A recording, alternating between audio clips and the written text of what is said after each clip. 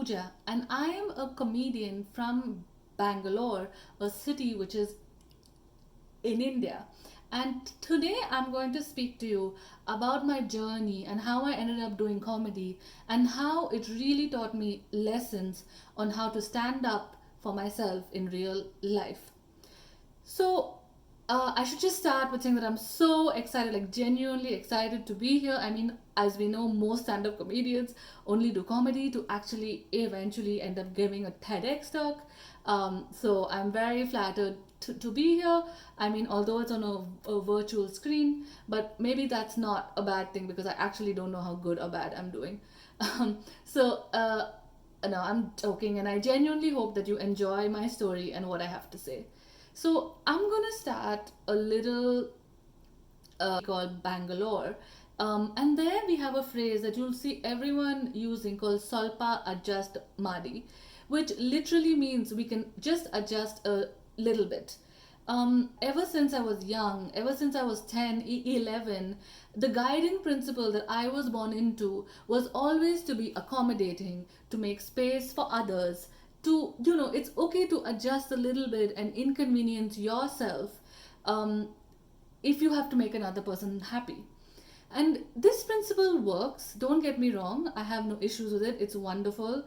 Can make you a very open minded person because you tend to understand that there is a lot of strength in adjusting, in compromising. You don't always have to be right, you don't always have to prove yourself better than others, and it ends up making you very flexible, right? And so think about it as, if I have like a very rigid glass with me and I drop it on the floor, it's going to break. But if I have kind of like a malleable, flexible rubber ball or something, even if it falls on the floor, it bounces back. And so when you're not very rigid, but you're kind of flexible and malleable, it really opens up the world to you.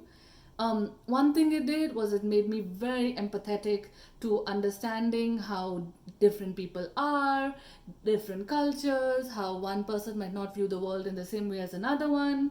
Um, and usually you have this situation that you can see in these slides where you have two people on opposite ends, and then each one adjusts a little bit, and then you meet each other in the middle.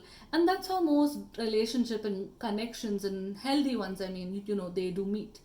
And because of this, I was able to experience so many people and so many cultures. I lived in Europe, I was in Ghana, I was in Cambodia, I was in Thailand, I was in so many parts of rural India, and I was really able to inherently connect with these people. And I wanted to be kind to them, I wanted to adjust, I wanted to make space for others, and I wanted to understand that not everyone has the same background as me. And this was a real strength, I thought, for me. And as I continue to live like this and go through life, I did my engineering in Bangalore, I did my master's abroad, and it was good. Things were working out. I was feeling very strong, very good about myself. I was being kind. I was always I was trying to be the bigger person. I mean, like we always say, if someone slaps you, turn the other cheek. I was trying to follow all these principles, and mainly I was trying to follow my guiding principle of Salpa Adjust Madi. This was really going well.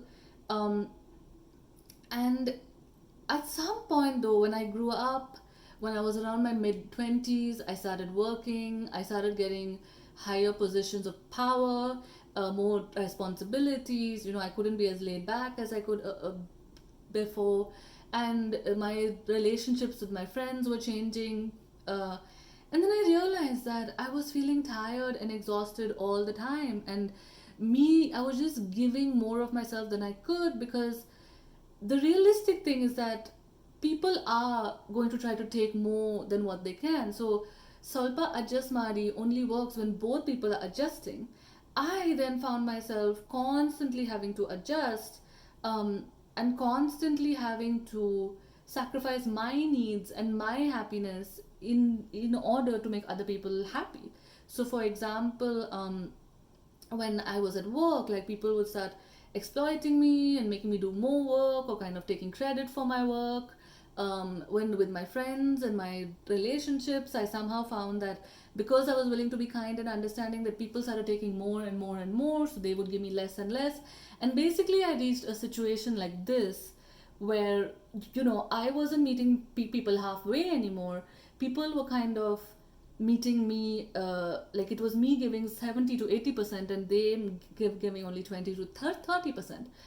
At this time, I didn't know why, but I was always angry, I was always agitated, I was on edge, I was sad, I was tired, um, and I was just confused because no one had taught me the tools on how to deal with with these kind of confrontations or these kind of situations, um, where I, was my solution was always adjusting, taking up as much small space as I can, so that then I just naturally assume the other person will be happy.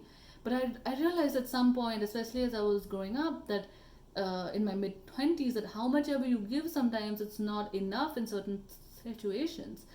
and like how we're always taught, like nowadays in school, children are taught the difference between good touch and bad touch. But when nobody teaches you good relationship versus bad one, when does a relationship stop being healthy? When is a person taking too much? Like when, in this Salpa Adjust Mari's phrase, at what point do we stop adjusting? And no one had taught me that. No one had taught me these tools on how to deal with aggression, to deal with exploitation, to basically stand up for myself. And around this time, when I was very lost and confused and going through a series of bad friendships and relationships, and just dealing with a lot of exhaustion, and I realized I was giving more than I could handle. That's when stand up happened. So it was a complete coincidence. One of the researchers who worked at my organization was doing an open mic. I went, I attended it, I had a really good time, just as an audience. But then I made up my mind. I went home that day and I told my mom, I'm gonna sign up for the next week, and I did. And I made a set of like 4 minutes of jokes, which all went actually quite well. And then I was told by the other comedians to continue doing it. And I just kept doing open mics. I moved from Bangalore to New Delhi for a job opportunity. I continued doing open mics there. Then I started doing 10-minute shows, and I started doing half an hour shows. And then and the next thing I know, 3 years later, is I'm doing corporate shows. And yeah, I just loved being on the stage. And stand up comedy to me has been a life savior. Like, I should really say it has saved me as a person, it has made me grow as a person, and it has just been very useful and given me the tools that nobody taught me. And I'm going to explain to you how. So, um, the first lesson I learned is that there will be some people who will always try to bring you down. I know in school, in other situations, we're always taught in religions, etc., that everyone is kind, humanity is good, etc. But I'm giving it to you honestly. There are people, and I don't know for what reasons. Maybe they are insecure, maybe blah blah blah. But the problem is the reasons don't matter. There will be people who try to bring you down, and in stand up, this is a reality, especially when you're doing a set and there are hecklers being mean to you. There are people literally as you're speaking trying to put you down. There are people in the audience who don't laugh, who just like like this person is horrible. There will be fellow comedians who will be very jealous of you. They won't give you open mic spots. They will say comments like, oh, I've heard this so many times, the only reason is because she's attractive and she's a girl that she's getting any stand-up shows. There will be people who will go out of their way to sabotage your career. And this was a big realization for me, and the problem is I try to escape these situations or I adjust. Here I was like, literally I'm cracking a joke and this person is trying to put me down, and I cannot escape. I'm there and I need to do something about it. And then I learned you have to deal with them. And in comedy, it's easy. You're dealing with it by just making a joke back at them, by trying to put them in their place. And dealing with the hecklers, dealing with your other colleagues. I always used to be the person who said, no, yeah, I don't want to get involved in any politics and all that kind of stuff. The truth is, sometimes we have to stand up for ourselves and get into it and deal with it. We can't escape. And I actually faced a lot of sexism. I mean, here's one where like a lot of comedians trolled me. I got a lot of bad messages. But I stood up. I stood up for myself. And I turned that into jokes and comedy. Going back to my next part, which is like pushing back doesn't mean that you have to stoop down to the standards of the other people or compromise on your own principles and values. Just because somebody is being a bit nasty to you, or somebody's trying to put you down, somebody's trying to be unkind to you, doesn't mean you need to do the same thing to succeed. Yes, you have to deal with the situation. You have to be the person who can stand up to this uh, bully, or I don't know what other term you want to call. But at the same time, you don't have to use their methods. You can use your own methods. So you can approach them with kindness, but gently but firmly tell them to back off. You can tell them point blank what they're doing isn't nice. Um, you can make jokes, as I said, heckling. But the thing is, you can use kindness as a strength. But it doesn't mean adjusting, and making yourself smaller. It actually means growing, and making yourself larger and claiming the space and saying, I belong here, this is where I'm going to be, and if you have a problem with that, that's your problem, not mine. And at the same time, I never turned into what I think would be doing the same things as them, like sabotaging someone's career or going out of my way to be malicious. But I did stand up for myself. And this might often lead to pushing back and making spaces of your own. People often are not going to give you spaces. You have to create those opportunities. For instance, in stand up, when I noticed that women weren't being given the same opportunity as men in stand up, or they were feeling intimidated because there were only men at that point and there weren't many women doing stand up, I just started my own women's open mic spaces. I went to cafes, I found contacts, people who like my comedy, and then I started doing comedy more for social causes, more to like promote women in comedy. I started doing it to talk about issues that I'm facing, to talk about sexism, to talk about a lot of things that really mattered to me, right? And to make sure that our voices are not silenced. But this is what I'm saying. Nobody approached me and said, here's the space. I had to push back and make that space for myself and come out on top. But at the same time, I didn't use any of the means that other people often use to put people down. So my journey was my own, irrespective of what others did. But at the same time, I made myself larger and larger. And then finally, the last thing is, sometimes you just have to accept that you failed. For instance, sometimes you will go onto the stage, nobody, not a single person will laugh at you. And you know what? You just have to stay up there and do your 5 minutes. That is the best advice I ever got. I was once doing an open mic in North Delhi, or what is it, West Delhi? I don't remember. And nobody laughed. People literally folded their hands and stared at me like, you think you're so funny, but you're not. And I freaked out after 2 minutes and I ran off stage. The host of the open mic called me and he said, Pooja, when you're given 5 minutes, it is a privilege. There are other people who are dying to get that. So you better stay on stage and complete your entire 5 minutes no matter what. And sometimes you can turn it around. Sometimes I've managed to go from dead rooms to like a room that appreciates me so much. Other times, I'm just standing there doing my thing. Nobody's laughing at all. And I'm accepting that. But then I accept the failure that day. And I process it. And I deal with it. And then the next day, I wake up and I go on the stage again. And maybe I need more than one day. Maybe I need a week to process it.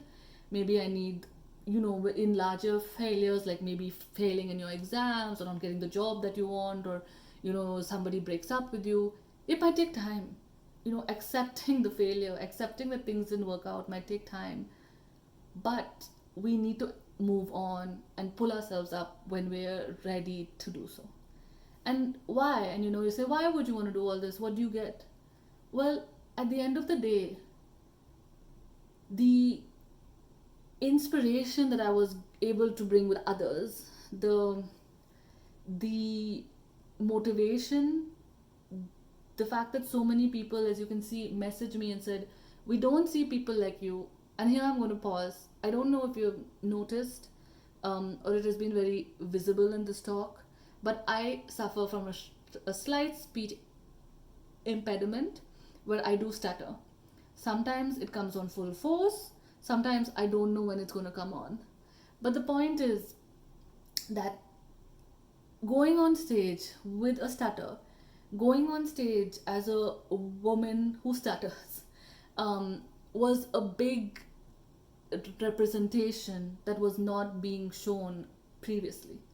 The stand-up comic scene was male-dominated and with people who obviously didn't have many disabilities.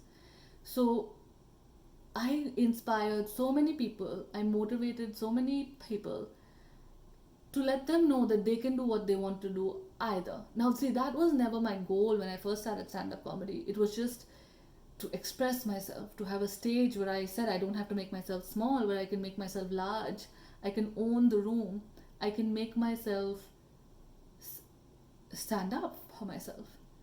But then eventually, as I went through this journey and as I learned to make more and more alternative spaces, to include more and more of myself, of my personality, of what I truly believe in, I then ended up being somebody who other people now wanted to be like. I ended up being a person that other people could see that by kindness, sincerity, and hard work, and just being yourself, your true self, you don't have to pretend to be anyone else. You can actually be the best, largest, and truest person.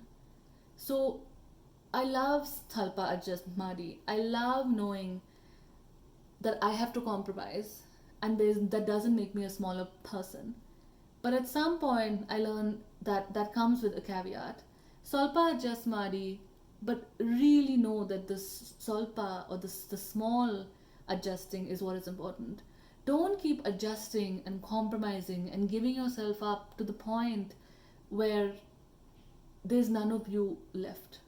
Because otherwise, people are going to take as much as you as they can, and you're going to be left with nothing. So that was my talk, and I hope you appreciated it. And thank you so much for spending this time listening to what I had